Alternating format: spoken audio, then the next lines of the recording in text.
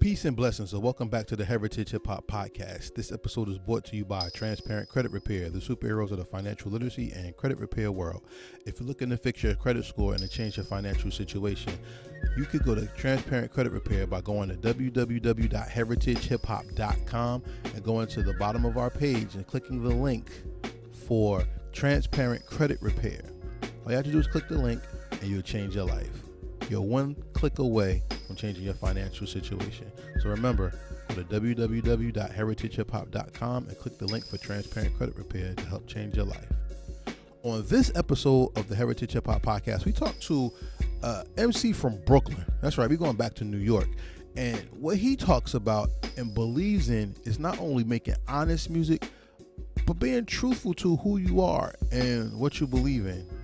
Overcoming obstacles not only builds character, but it also builds and creates chapters in your life story to help inspire others. So stay tuned, and we're going to get into something real special today. And I'll come back with the rest of my commentary after the interview. Peace and blessings, everybody, and welcome back to the Heritage Hip Hop Podcast, where we showcase not only your future favorite artists today, we bring you people that bring hip hop more of a personality than a persona. Please introduce yourself to the people and let them know who you are. Yeah, how y'all doing? My name is Marin. I'm a hip-hop artist hailing from Brooklyn, New York. Shout out to you and shout out to Brooklyn, because Brooklyn in North New Jersey has this love affair that people downplay, which is very interesting. And I want to ask you, Gowanus Brooklyn, what is Gowanus Brooklyn, and how did it help mold you into the man before the MC? Gowanus is actually a canal, and Gowanus streams out from downtown Brooklyn all the way up until around 4th Avenue and 20th Street. So Gowanus itself is a canal, but Gowanus Projects are buildings in the canal system, I guess, like next to the canal. And I grew up in Gowanus Projects, and the way it molded me was because I saw other people doing things that I didn't necessarily want to do, and I always turned the other cheek and just did my own thing. And I would say it molded me more so because the OGs, the people that have done this before, the things that the youngins was doing, they looked at me, and rather than looking at me in a negative way, they kept inspiring me to be positive, which was really good. The funny thing about the Gowanus, though, the Gowanus Canal, is the Gowanus Canal was the backbone of transportation back in early Brooklyn when it was connected to Long Island. Just like it was the backbone of what made the city pop. Lyrical skill is also the backbone of expression when it comes to hip hop music. How is that backbone in you what keeps you stable and strong when it comes to making music? I don't necessarily think it's the backbone that keeps me strong. I would just say it's me. Like I understand the backbone of it all, but I would say it's me, because at some point, to be honest with you, you caught me at a time where it's a very weird time, because I just went through a stroke, and the stroke basically held me down for 2 years, and I woke up like 4 weeks ago, like 4 or 5 weeks ago. Wow. And it's a weird time, because it's like who I was before isn't necessarily who I am now. We'll talk about that. I would say that the backbone keeps me up. When I think of the backbone of Gowanus, I think of like the OGs, the people that really care. They keep me up. It's almost like you see the older people doing right and the younger people kind of doing right and kind of doing wrong, and you kind of have to decide what you want to do at that point. So the OGs really kept me alive, because it was always like, do the right thing, keep going the right way. Shout out to the OGs, because that's a lost art that people call themselves OGs and ain't even really the O yet.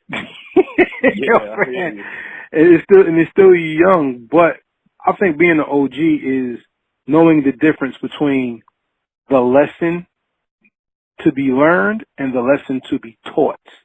Do you agree? I agree. I definitely agree with that. And hearing your music, you don't really like to talk about the things that's highly publicized in the media because you seems like you already know the lesson to be learned from it. Yeah, I do. I definitely do. What's your inspiration to keep in that lane and not be just like everybody else doing the same old thing?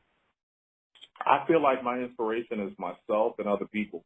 I feel like you don't really know other people till you know yourself, because I feel like we all have things in common and all have things that separate us. So I feel like me rapping about myself and what I go through will inspire other people, because what I go through is the same thing that other people go So that's relatability. through. Yeah. Why do you think most rappers cannot relate to the people in the game now? I don't know, man. I think when they first start off, like for example, I'm not trying to throw him out there, but for example, like Kanye West, when he started off, he related to everybody. I think at some point it's like you reach a certain platform, a certain stage in your life where it's like you're not around people as much as you used to be and not around that environment, so you don't really know what to talk about. So I think they just talk about, like the regular stuff, like jewels, cars, and stuff like that. That's interesting because I feel, and you tell me this as an artist, I feel the biggest detriment to art is society and not the artist. How does that feel to you? I feel that society can be looked at in so many different ways. Explain. Because society for us right now, like we're coming up, is completely different in society when we're big or famous and stuff. Like think about the aspect of you have to move. You cannot stay where you are. You literally have to move somewhere that you are not used to. You don't really know anybody. And then, like if you have anybody near you, then on top of that, like the clothes you want, now it's even more expensive clothes. It's, like everything completely changes. So, but don't you have to change with the times as well as an artist? yeah, you do. And some artists change for the worse, some artists change for the best. Right. But for me, I'm not like judging them. Of course not. You can judge, you just can't condemn. And that's the one thing about art that makes it so interesting, is because art is always condemned, never judged. Yeah. People would tell, like me, I'm a very harsh critic, and I'm only that way because I've actually tried to do what y'all have done, only to learn that, y'all are very skilled at what you do. Salute to everybody who does music for, well, I don't care if it's a hobby, but for people that do it for a living and take it out there, that's the ultimate sign of vulnerability, because you're putting your art out there for the world to see, feel, touch, taste, smell, etc. What's crazy about that ideal is that people are so quick to judge, in the sense that it's like they'll judge your music, they'll judge you based on your music. But it's crazy. It's insane how it's like people won't judge themselves. They'll judge everybody else. Right. Because judgment is so easy to give but hard to take. Yeah. Let's talk about that on a song that you made, Kobe. Shout out to Kobe. Rest in peace. And in the song Kobe, you talk about people who see you as a rookie, but you really Kobe. Yeah, what I meant by that was it's weird. I really enjoy this interview, by the way, because you're like getting deep, and I really do appreciate that. What I want to say though is it's like if nobody's heard you, like let's put it like this. Let's say you start off rapping and everybody in your neighborhood knows you, and now you want to rap and you got to rap in a different neighborhood and nobody knows you. It's like I've been putting in so much work that I feel like I'm Kobe Bryant. Not in the sense like I'm him, but it's just like I've been putting in so much work that I'm there, and y'all really think I'm a rookie, Because it's like that. It's like rapping, and for example, like me rapping on Jimmy Fallon, then let's say I get on, another platform. that other platform that's now hearing me rap hasn't heard me rap before. So they look at me like I'm a rookie. But in reality, I've been practicing this for so long that I'm much more than a rookie. Let's go back a little bit, because you can't overgo just I appeared on Jimmy Fallon. You know? Sorry, man. I was just No, that's dope. Because, I mean, in today's game, everybody wants to put out a mixtape, or everybody wants to get streamed. Yeah. I don't think people honestly understand what exposure, marketing, promotion, and placement is. And, no, you can't be a rookie and go be on late night television with Black Thought and Jimmy Fallon, and it's just happened in coincidence and circumstance. Tell me about the road you took to not only take your music to the next level, but to have your music experience at each level that was the next level. Okay, so my sister, I kept trying to rap, and my sister was like, man, you really love rapping. And I was like, yeah. So she started telling me, rap about this plot, rap about the room, rap about the chair, rap about stuff like that. So I started doing it, and then she said, how would you like to be on Jimmy Fallon? Now, at first, I thought she was joking. I had no idea. And I told her I wanted to, and then she spoke with her coworker, and her coworker's son is part of the Roots. So that's how I got into Jimmy Fallon. Jimmy basically he heard my music, and he was like, he's good. Can he freestyle? And I told him I could freestyle. He said, can you send me a freestyle? I have a clip online. It's like an 8-minute freestyle where I freestyle for 8 minutes straight. And I sent him that clip, and he was like, did you do it without cursing? I said, yeah. And then he put me on the show right then and there. He gave me the date and told me to be there, and then that was it. As an artist, why is it always important to be ready? Because that means that you were ready. You weren't just doing it. I mean, it's always important to be ready because you never know when that moment's going to come. You know, like, for example, like right now, you know, like, in reality, like, I don't know who you are, you know what I'm saying? Like, you could be really big, you know, you could, I just think it's always good to be ready so that way you don't have to get ready. Like, you just have to be ready. But ready is hard to be if you're not really serious about the craft. I think and I believe that you're more serious because not only do you put yourself in position to win by being quote unquote ready, you put yourself in position to be, let's just say, qualified. While a lot of people are not qualified, they just do. How do you keep yourself in a situation where you're doing something to be productive and not doing something just to be busy? I don't know, man. I just see life so much differently than a lot of people in the sense that I feel like breathing is productive. I feel like researching is productive. I feel like learning is productive. You know, that's just how I've always been. So I have a keen feeling and a thought to just learn more and more and more and more. You know, it's not weird necessarily, but it's just something within me, like, that just helps me to know, like, oh, you know, you got to be ready. You have to just keep going. You just got to. Like, it's like an innate voice in my head, like, just keep going, you know. Regardless of what happens, just keep going. I want to invite you out to North New Jersey to meet some of these MCs that are very, very good. And the reason why is because New Jersey's always been known as the place to get your bars up. But Brooklyn has also been known to have some of the realest, most tasteful bars, if that's your palette of the street or lyrical genius or raw picture-driven hip hop. In the cipher that you did, some of y'all ain't even in my caliber. Your audience is dodge every time I challenge it. And when you said that, it was the expression of the people behind you that made the lyric come to life because you already went past it. Tell me about that ooh factor of an MC when you put a bar and then when you see people get it, what's that rush that you get? It's a great feeling. It's astounding. It's like wow. It's crazy because you can't feel that feeling when you're rapping it. What I mean is, like, if I would have been like, oh, Jack and them felt that feeling, like, then I would have had to stop, So it's like you could never really feel the feeling until after the clip, when they show you the clip. Like, when you're rapping it, it's like you're just rapping it. You're just going along. And then when you see the clip afterwards, you're like, wow, I never knew that I had that much impact with the words that I was saying. Now I have to watch my words. Oh, sorry, go ahead.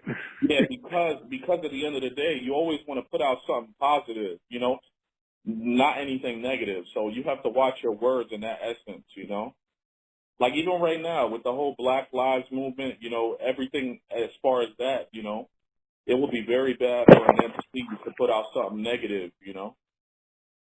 But they do it because people don't care, and they don't really want to make an impact, in my opinion. Not everyone, but a large majority, because a lot of people still are on that I'm chasing the bag, not understanding they are the bag that's being chased, not the money. You know? That's one thing that I want to do, man. Like, if I ever get there, which I pray to God I do. I always told people I never wanted to get there just for money. Like, money's great and buying things is great, but at the end of the day, it's like you want to inspire people. Like, that's my goal. Like, to inspire so many people, because people be like, why aren't you good now? Like, why don't? And I'm like, because I have a small crowd. Like, I want to inspire the globe. I want the globe to inspire me as well. So it's never just been about the money. It's always been about, like, I really want to inspire people. I want people to see me and be like, oh, he made it. He made it out of that. And he got to where he wanted to go just by following his dreams and continue doing it. But isn't that what it takes, is a dream? Because the grave is full of dreams. Cemeteries are full of dreams. It's the richest place in the world. Because people die with their dreams. What does it mean to inspire the world with your dream? How do you take your dream to the next level? I feel like when I say inspire the world with my dream, I don't feel like it's just rap. I feel like people just need to understand, in a sense, that he just came up from the bottom of the bottom and got here. Like, and it could be anything. It could be rap, it could be singing, it could be dancing. You could be a lawyer. You could be a school teacher. You could be. What I mean is just I want to inspire people to be more positive, to understand life more, to appreciate themselves more. Especially me, because going through a stroke for 2 years, it's kind of crazy. It's like you don't really know yourself. The best way I could explain it is like in the movie Get Out, where the lady is stirring the teacup and she smacks the teacup and the guy falls into the back of his mind. That's literally how you feel when you're going through a stroke. But going through that, it taught me so much things about my life, like just be patient, appreciate God, because before then, I wasn't really that patient. I wasn't appreciating things at the moment. I was always looking towards the future. Like even that Jack Thriller thing, it was like, all right, I did it. Now what's next? Instead of just sitting there and going, wow, I really just rapped with Jack Thriller on the Jack Thriller show. That's amazing. I didn't have the time for that, in my mind. So I was always like, what's next? What's next? What's next? What's next? See, that's a life change. And I always say hip hop is not music. It's the Most High's connection to you that is expressed through the music, the clothes, the art, the style. You see what I'm saying? Yeah. And you being, like, your body sat you down, literally. Yeah, it really did. It really did. And in that introspection, how would that make you a better artist instead of making you just a rapper who makes good music or has bars? It just taught me to be patient. It taught me not to argue with people. It taught me to really understand people and what they say and what they mean. It taught me to be more positive, because I used to think in the sense that life would always come. What I mean by that is you know, like, all right, I did this, now something else will come, something else will come, something else will come. But I forgot what it feels like to live in the present moment. I was always thinking about the future. And I forgot what it feels like to be in the present moment, you know, because at the end of the day, we really don't know if we'll have a future. You know, not saying that in a negative way, but what I mean is like, you know, people pass every single day, you know, and I used to think like, oh, the future, the future, the future. And now I think more of the present. You know, like now I'm more in the moment now than I was ever. You know, before it would be like, we'll do this interview and it wasn't like mean, but it was like, I can't wait till it's over so I can get to another interview or another interview, another interview. But now it's like it taught me how to appreciate things much more than I did before. Ladies and gentlemen, we're talking to Leon Marin, MC from Brooklyn, NYC, who represents not only hip-hop, but he represents life as well. So understand everything that you said. The world is ever-changing, and hip-hop is just the same way. I don't care if you like mumble rap and stuff. I really don't myself, but I respect it because it's taking people and giving them a chance to give their perspective to a world that counts them out just because of their look, not because of the character that they have. And I want to ask you this question because this is very important to me personally. What is the purpose of music in a world where negativity seems to be the most prevalent thing we see and hear about in the mainstream media? I've always thought music was a way to get away from the negativity in the sense that people would hear it and they could all celebrate together. That's how I've always looked at music. Or sports, you know, things of that nature where people could gather around each other and, you know, watch or listen to it and, you know, kind of have faith. Okay. Faith. Faith is faith is the belief of things unseen and promises not yet fulfilled. But people believe in them because they believe in something higher than themselves.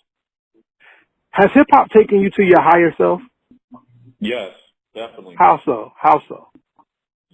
I mean, it's opened doors for me to speak to people, tons of people, you know, in the sense that I wouldn't know myself further had I not had spoken to so many people, even including you. You know, after this interview, you know, it's like enlightening in the sense that it's like, wow, you know, it's a great interview. It makes you think, you know. Thank you. No problem, man. But still, everybody's going to bring up George Floyd, but the story of this has gone on for years and decades and centuries within this country, if not before. Okay? Yeah. And this is the same story hip-hop has been rapping about since before F the police. Yeah. Why do you think the narrative in hip-hop is not changing? And how do you, as an artist that does not rap about negativity, help move the culture forward by identifying the things in society but not negatively? I think that we've been through negativity so much, you know. Speaking on that, like George Floyd, you know, and all the other people that have passed, you know, even before us, you know, it's all negative in the sense that they'll put it out there very negatively, you know, and what those people have done to the people that have passed was very negative, you know. I feel like negativity plus negativity can't beat negativity. That's why I'm positive. You know, like, it's like I understand, you know, my ancestors are dying. I understand that people are going out. But at the end of the day, it's like I can't be like the police. I can't be like anybody else. I have to just be myself. Positivity delivers me, and I demand more. Yeah. Relate that to what you just said. Well, what I was saying when I was speaking on it delivers me, I was basically explaining that regardless of all the negativity in my life, I'd rather be positive. You know, because an outlook can definitely change the way a person thinks. And I've had that negative outlook. You know, it gets you nowhere, you know.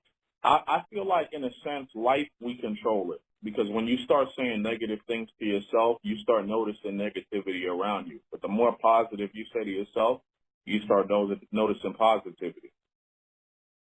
Positivity is the thing that the media hates when it comes to people of color. And that's why I celebrate hip-hop so much. Because all you hear people say is, well, all you hear is cussing, you hear sex, and you hear violence, or drug use. You don't hear nothing but that. I hate hip-hop. But then I show them Leon Marin. I show them Samad Savage. I show them people like of y'all caliber who not only makes great music, but has a message for the soul within it. How do you characterize the soul of your music and how it connects to the listener itself?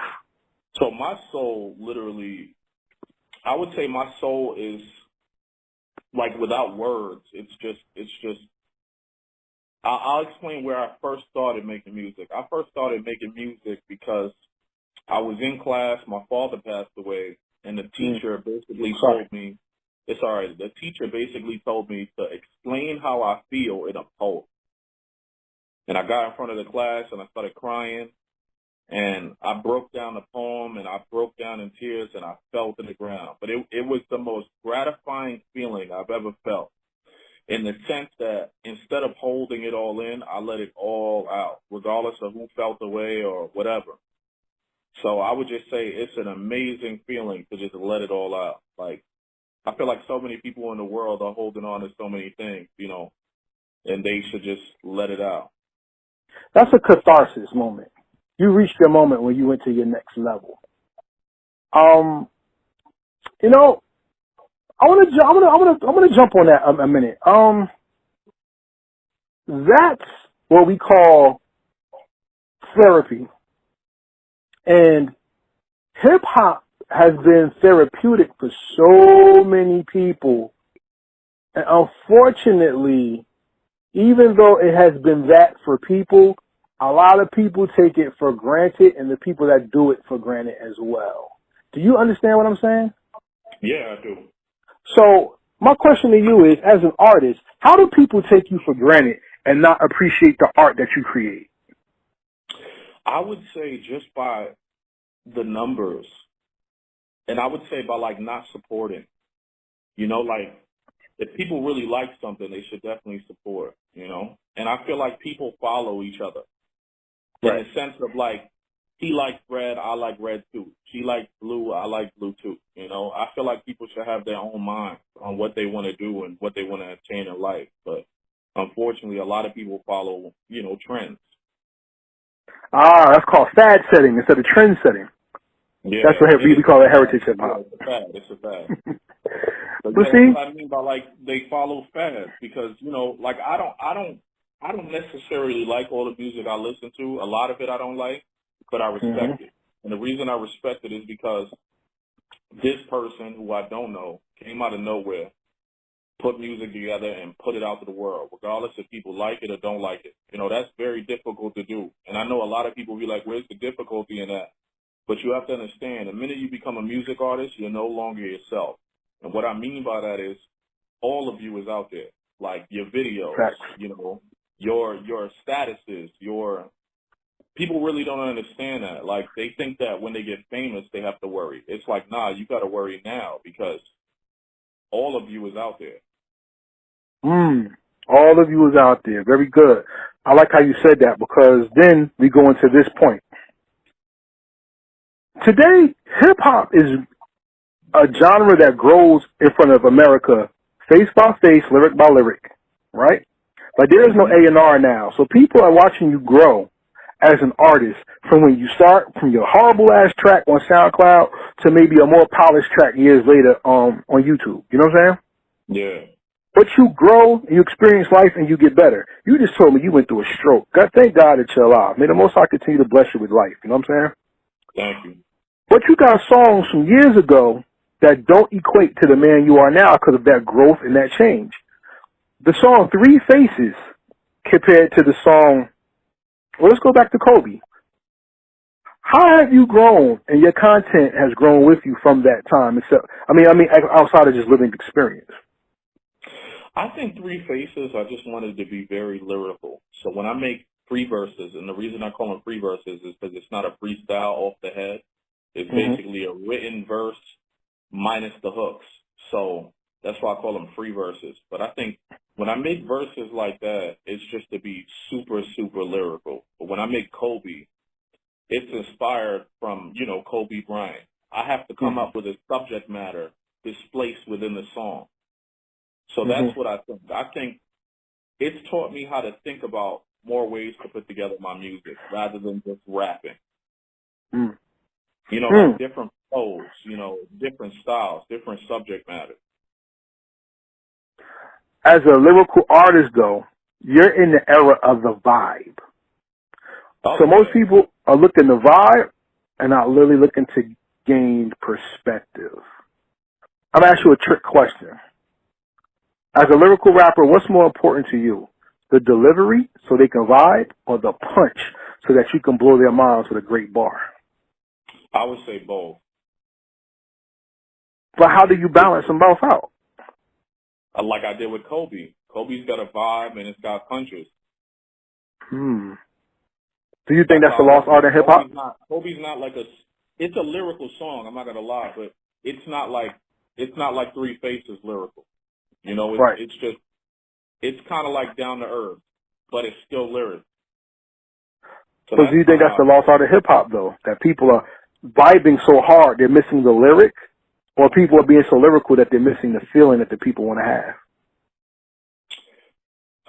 I think people are vibing so much they're missing the lyric. Interesting. Okay, so let's pose a question to you. Are the Migos more lyrical than people give them credit for? I would say yeah. Okay. I would say yeah. Okay. Hey, shout out to the Migos. Let's give them credit for being lyrical. When Marin put it out there, y'all gotta listen. No, I'm not saying like that. I'm not saying like that Black Thought or Mos Def. No, I never said that. I just said, are they more lyrical than people give them credit for? Yeah, what I'm saying is, I don't think people understand how difficult it is to write a Migos record. Because that's interesting. Because you got all three different sounds. Like, regardless if you think they sound the same, they really do not sound the same. Like, each one of them sounds different. True. Then you have to understand, like, with one mind, it's like, all right, I'm going to the studio, I'm a rap, I'm going to lay this hook down. But with three minds, it gets a little more difficult because it's like, what if I want to be on the second verse? And what if my cousin wants to be on the second verse? What if my brother wants to be on the second verse? Now it's like, oh, man, now we got to debate to see who gets it. So I look at that a little different. That's interesting because you are a songwriter and a producer and an MC. Whether you make beats or not, you're producing sound with your voice, right? Yeah. And some people aren't one of any of those three at one time. As a songwriter, I want to ask you this. Why is the songwriter the most underappreciated person besides the engineer when it comes to hip-hop music and the business of music itself? I just think there's a certain way we haven't found our niche in the sense of, like the artist gets the biggest applause because he's in the front of the camera, and the producer gets a really big applause because he made the beat, I don't think we get our niche because all we get is a listing on, like, Wikipedia. You know? People don't really know us for us. Like if Drake said, no, not even Drake, let me not use Drake, but let's say any MC that has somebody else write it, if they said it in an interview, like MTV or BET or whatever, and they said, yeah, he wrote this record for me, it would bring to light the writer. But nobody does that. Nobody goes outside and be like, yeah, he wrote it for me. He helped me out. It's very rare. Leon Marin has the type of MC penmanship that if he had the opportunity, he could possibly have the best song on any given project outside of the genre. Where would you like to take your music? That's a really big statement. I appreciate that. Oh no, but it's true though. Like let's keep it real. Let's keep it real 100% funky right now. Did you buy Fight Night Champion when it came out for PlayStation 3? Yes, I did. What was the standout of the game for you? I just love knocking people out. All right, you're violent. I got it. Okay, well look, this is what happened to me. I actually did some studying on this. When I put Fight Night Champion or Fight Night 3, whatever it was on, I think it was Fight Night Champion. Jay Electronica's song, Exhibit A, was the first song I heard on the game. Yeah. I actually didn't play the game because that song, I had to find out who made that song. And I went through the option menu, and I put so many people on that song that they bought the game. Wow. I really believe Jay Electronica broke grounds with having a classic on a video game where people didn't know who he was. Yeah. I think you have the same potential because within you is a track that doesn't have to be complex, but doesn't have to be oversimplificated. But you have something within you that's going to punch somebody's soul into awakenness, but you're also going to awaken them not only to hip hop, but you're also going to awaken them to self-conscience. What does that mean to you? That means amazing things are coming pretty soon. That's what that means. Well, let's put it in the air. Amazing things are coming soon, ladies and gentlemen. We're listening to Leon Marin, who not only ripped the Jimmy Fallon freestyle challenge on The Late Show, he's done ciphers with Jack Thriller. He's been on Huffington Post Black Voices freestyling. And not only that, this man makes graphics. So he not only takes hip hop to a lyrical standpoint, he also does the art or the graphic art of it as well. Besides the rapping, why did you take that pillar of hip hop and want to take it to the next level? It's because when you're an artist and you ask so many designers, like, can you design this? And then you realize the pricing. And I'm not knocking their pricing, but it's like I couldn't afford it at the time. So what I started doing was I started YouTubing so many things on how I can improve my own graphics to the point where I became a graphic designer. And now I understand. I actually understand why they were charging me, you know. It's like everybody has to eat. Mm-hmm. But that's basically how I learned. I learned because, you know, like other people were charging. I didn't have the funds. So I was like, all right, I got to learn. And then eventually I became a graphic designer. See, that's the skill of hip hop that people don't talk about. Until you do it for yourself, you never understand how dope and complex the skill of hip hop really is. You know? Yeah. I really believe MCs have what it takes to be the future professors, politicians, civic engineers of the world, because our linguists in our society are either singers, rappers, or poets. And even with what America deems a subpar education, we have changed the world with our grammar and our vernacular. You know? Yeah. Yeah. What song cracked your mind and made you want to write and not just listen to the music? You wanted to know the bar structure. You talking about like song from another artist? Yeah. Oh man, there's so many. Oh man. Oh man. Let me go on my iTunes real quick. There's so many. Let me just see real quick. Yeah, let me see. All right. Tupac, man. A pop song open you up? Yeah, Pac got me. From Troublesome 96, Brenda's Got a Baby, pretty much his entire rollout. Tupac, Biggie Smalls, there's so many, man. Like, Nipsey, of course, you know, NERD, even though they're not really hip-hop, but I love them. You know, Meek, you know, even Logic, Lil Wayne, you know, Kanye, Kendrick.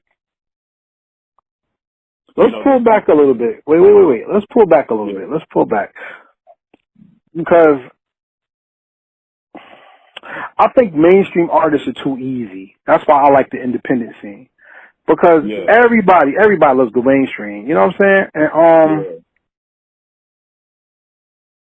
I mean, like my cousin. Shout out to my cousin, Hustle Black. He was the first person I ever knew who knew about 50 Cent, and he was a 50 Cent fanatic. I mean, he was 50 this, 50 that, 50 this, 50 this. This is Benny Siegel too. Benny this, Benny that, Benny that.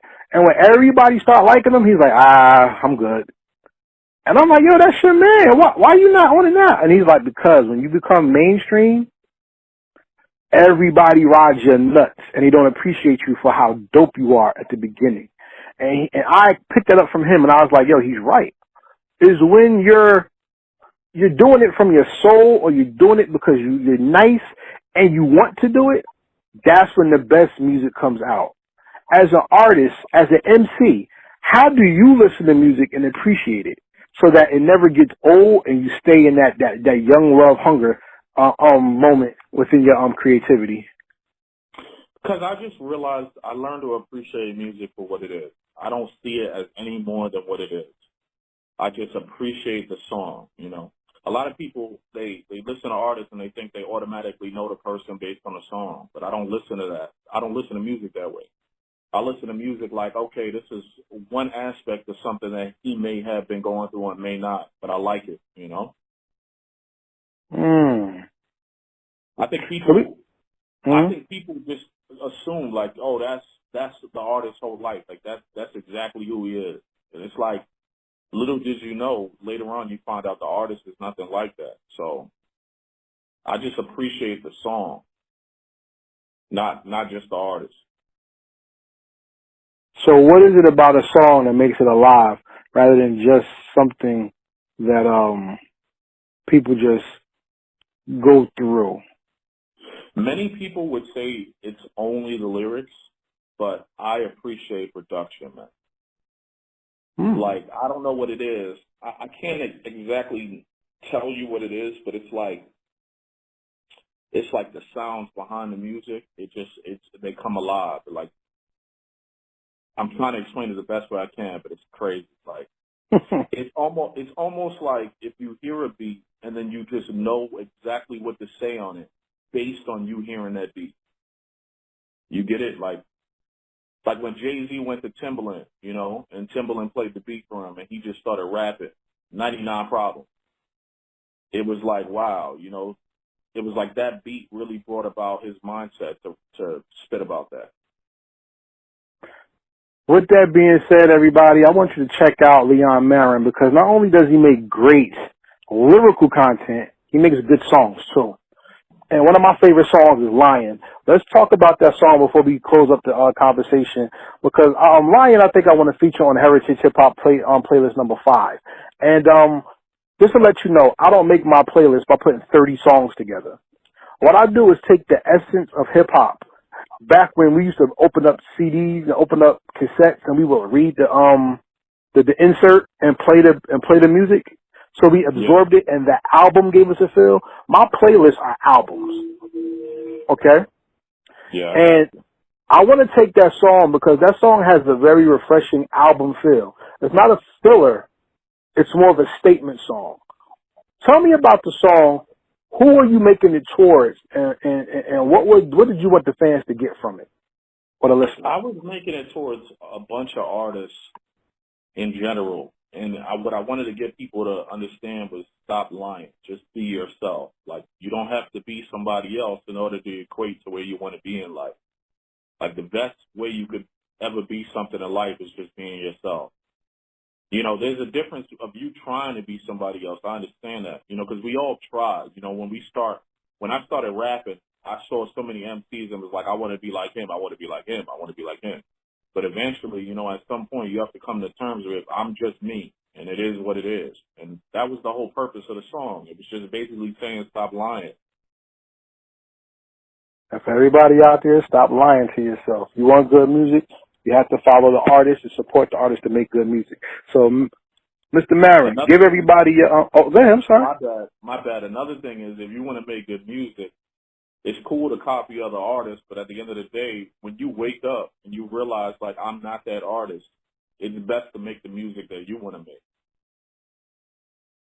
And on that You know, note, 'cause anybody could try. They could try to be Jay-Z. You could try to be Kanye. You could try to be Kendrick. But at the end of the day, they have a Kanye already. They have a Jay-Z already. They have a Kendrick. You know, you have to just be yourself. So be yourself, everyone, and give yourself the gift of good music. So, Mr. Marin, tell everybody your social media handles and how they can follow you and support you. So all my social media is Leon Marin 347. That's LeonMarin 347. Reason why it's 347 because that's a New York area code. Also, if you want, you could go to www.leonmarin347.com. Everything is on there, from the Twitter to the Facebook to the Instagram to the SoundCloud. It's all on. All right. And with that said, it's time to go to the rapid fire questions. But before we do, if Mr. Marin, Leon Marin, has music that you like, stream it. Love it. But if it's worth your ear, buy it. Support it. Because by spending money, not only do you help build this platform, but you allow yourself to get more music. If you only stream music and say the internet went down, you would never have your music. So please, take the dollar out, instead of buying a scratch off or a bottle of water if you're not really thirsty. Take the dollar to buy a single. Take $5, $7, $10, $12 and buy an album or project that comes out. Because not only are you giving yourself the opportunity for more music, but you're showing gratitude and appreciation for the art of hip-hop. You agree, sir? Yes, I very much agree. And with that being said, it's time to go to the rapid-fire questions. The rapid-fire questions are not yes/no questions. These are questions geared towards your understanding of hip-hop culture and what it is that you do as an artist. Are you ready? Yeah. What song or album made from another artist's catalog perfectly describes you? Whoa. What song or artist catalog perfectly describes me? Wow, that is tough. You're going to have to give me a minute. You got to give me a minute on this one. Hold on. Let me see. Welcome to Heritage Hip Hop, where we bring the best out of every conversation. So this is going to sound really bland, but Changes by Pac. Okay. Or J. Cole. Give me 1 minute. Hold on 1 second.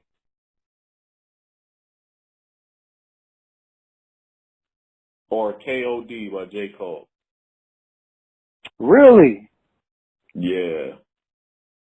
That's two different extremes. Can you tell me why? I just feel like everybody's two different extremes. You know, like in one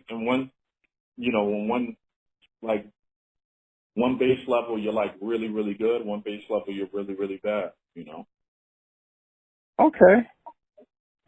Well, from the man who once said, "Catch me in Gowanus," being known as Weird Guy, to that, Yeah. Oh my god. Oh my gosh. What's the distinction? Oh my gosh. No, it's just certain family members of mine, they really love that song, and I sit there and I go, that was 10 years ago, and they're like, yeah, but I love that song, and I'm like, all right.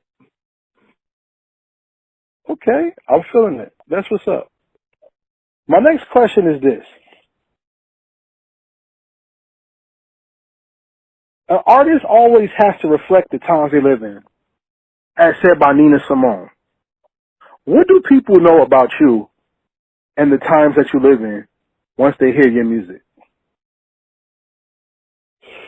Wow, that was deep. That's a very deep question, and there's not one way to answer that. Wow. Wow. I think people realize that I've been through problems, and I've persevered through my problems by speaking on them. I think that's one insight on what I've been through. I think the reason I'm not listing the problems is because it'd be a long conversation. But I think when people hear my music, they get motivation based on the problems that I've already went through and how I mastered the solutions in order to get to this point. You know, like when I say master the solutions, what I mean is like we all go through problems, but you didn't die, you didn't starve, you get what I'm saying? So that's what I mean by mastered my solution. I think I feel that. I think my music teaches people to just keep going, regardless of what you're going through. Just keep going. Mm. Mm. Nicely put. So with that being said, I want to ask you about hip hop culture because the times that we live in have changed. And now there's a lot of things of hip hop culture that we don't have anymore, like story rap. And for those who don't know, story rap, of course, is a song that was a story more than just something to make you just vibe to. What was the best story that you ever heard rap to you in hip hop? It was a Nas song. Oh boy, what was that song? It was Second Childhood? put my joint back in the gun, like something. I forgot. Oh, I Gave You what the name of the Power. song was. Yeah, I Gave You Power. I love that song, man. Okay. So then, if the story rap is what drives hip hop for you, it was good. It was great. What is the story you think hip hop has not told that you want to hear? A story that hip hop hasn't told that I want to hear. Mm-hmm. There's so many stories we haven't heard, man. I don't think we've heard a story from a woman's perspective. As far as what? As far as just life itself. Like, a lot of the stories we hear are from men's perspectives. And I'm not saying that women don't come out with story raps, but I'm talking like a really big artist. We haven't heard her, come out with story raps since like Lauryn Hill. Hmm. So the Lauryn Hill album is one that you think gave us the woman's perspective of hip hop. Absolutely. But I liked it. I actually liked it. I internalized it. I appreciated it. And that's what I mean. I mean, we just need more music like that. I would love to hear story music, man. It's amazing. It makes you feel like you're there with them. That's interesting, yo. Interesting. Okay. Like when you heard, like even I Gave You Power, when you heard about Nas basically explaining himself like a gun, and you really heard the perspective of him being put in other people's hands, it was like, wow, like you're a gun, but in reality, it's like that is how people are. Like I've been displaced in somebody else's guidance, and now I'm in somebody else's guidance. Now I'm in somebody else's guidance. It's like, wow, you really related the gun to how we live. Let's relate hip hop to your understanding. The remix is something that we understand as a song that had either a change beat or added people to the song to give the song a new life, new perspective. I ask you, what is the greatest remix of all time? I wouldn't know if the greatest remix of all time, but the remix that stands out to me is the Busta Rhymes remix, the Touch It. Touch It remix? Yeah. Okay. It was just different. It was just very different. So then, if Leon Marin could remix a song, what song from your catalog would you like to remix him with who? Oh, God, let me see. I'm actually looking at my catalog too, man. All right, so it's a song called Talks with God. I would love to remix that with it has to be like a singer, man, like John Legend or something. And if I could put any rapper on it, it'd probably be Nas. Really? Yeah, because he would just speak about God and like our upbringing in just such a different way, man. It would be like, I feel like it's it's called rhythm and poetry, but I feel like when Nas raps, it's really poetic. So let me ask you a question. If you can make your dream track, who would be on the track? Dead or alive? Wait, dead or alive? No restrictions. Who's doing the beat? A lot of artists. Who would do the beat? Timbaland and Swiss Beats. Either one. Who would be featured? Oh my gosh. Oh man, that'd be so many artists. If I could pick just three, and it could be Dead or Alive, it'd be Pac, it'd be Tupac, it'd be Eminem, it'd be Nas. Pac, Eminem, and damn, yo, who's on the beat? And Swiss or Timberland. Swiss or Timberland? Most likely Timberland. I love Timberland. I love Swiss too, but I'm saying most likely Timberland. Okay, He's got dope. the bounce. Okay. So that's going for that bounce feel with Eminem, Pac, and Nas. That's interesting. Okay, so here's my next question then. Leon Marin is traveling the world, and somebody comes to him and asks him about what makes his music so great. And he asks the person, what makes you like my music? And he says to you, the realness, because realness is the faith that makes music happen. What does faith mean to you when it comes to music and projecting your sound? I think faith is just having that belief in more than just yourself. It's understanding that I could do things, and regardless of what I do, something or somebody's up there watching me. Nice. Two more questions. I just feel like faith is like key. Like it's like one of the biggest keys in life, just to have faith. I'm glad you say that because I have two more questions. The one is you went from the kid who had a flat top like in the 80s Oh, yeah.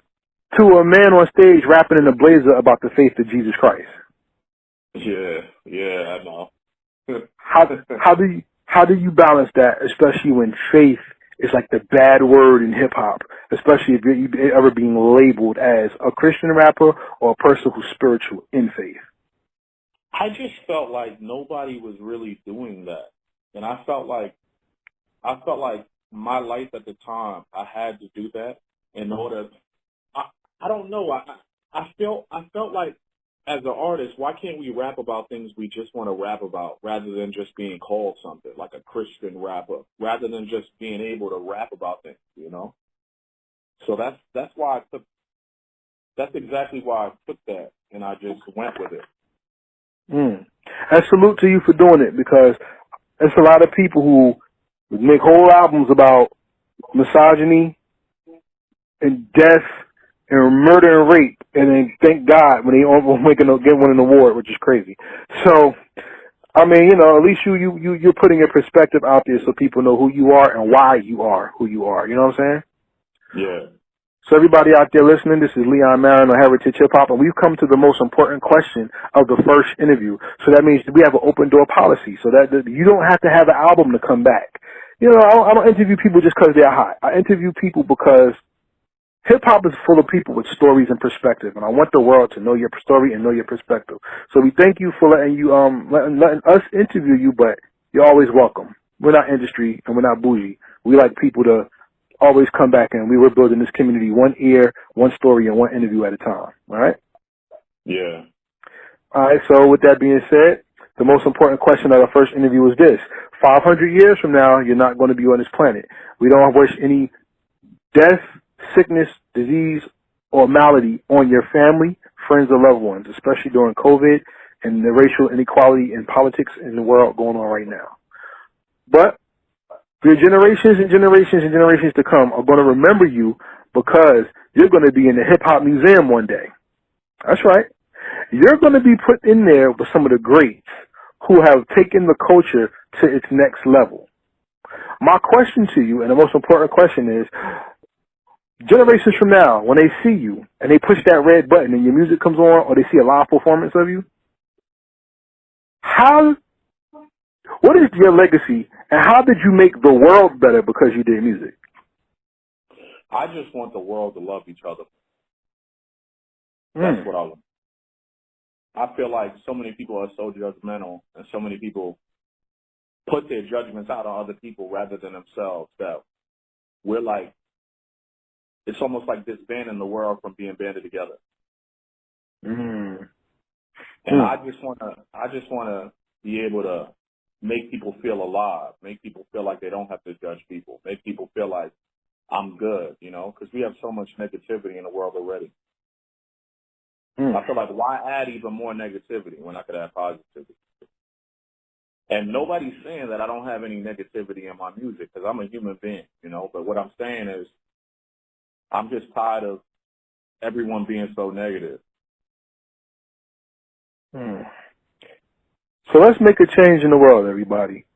Let's consider what we listen to and look at the youth and how they're affected by our attitudes, by what we intake for entertainment and how we act outside of it.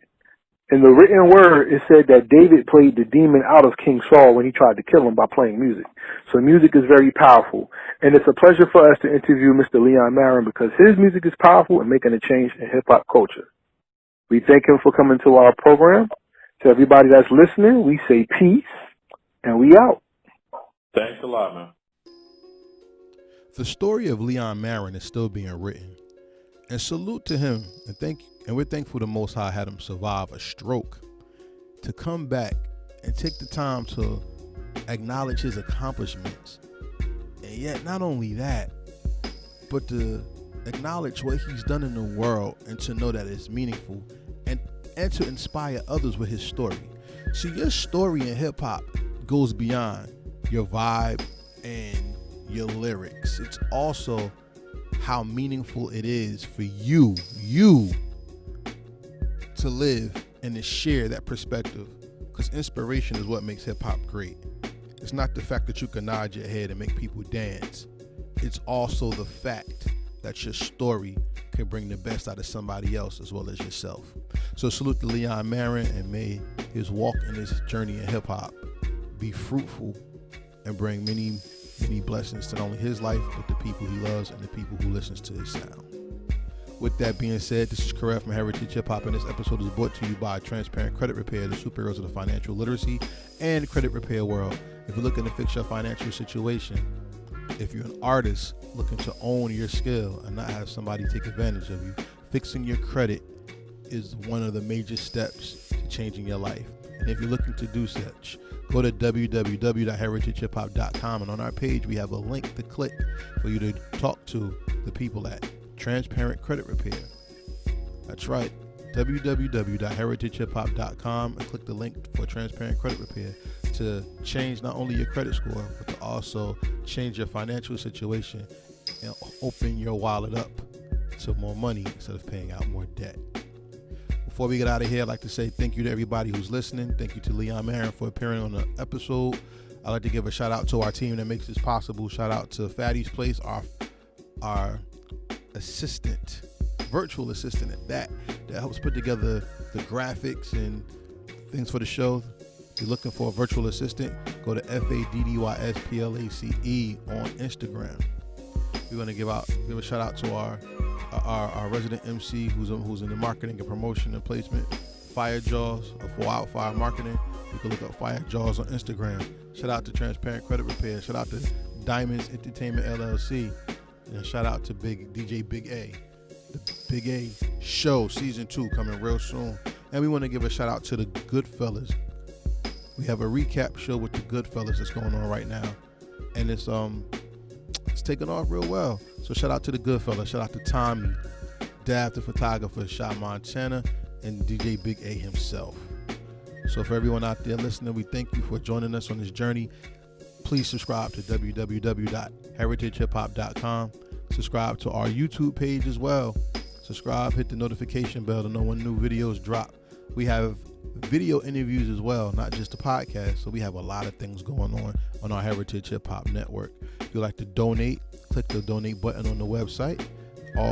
Things that are given goes towards building this platform and making it bigger, better, and more representative of you, the heritage of hip hop and the hip hop culture. With that being said, this is Karev signing off, and we say peace. Thank you for listening, and we out.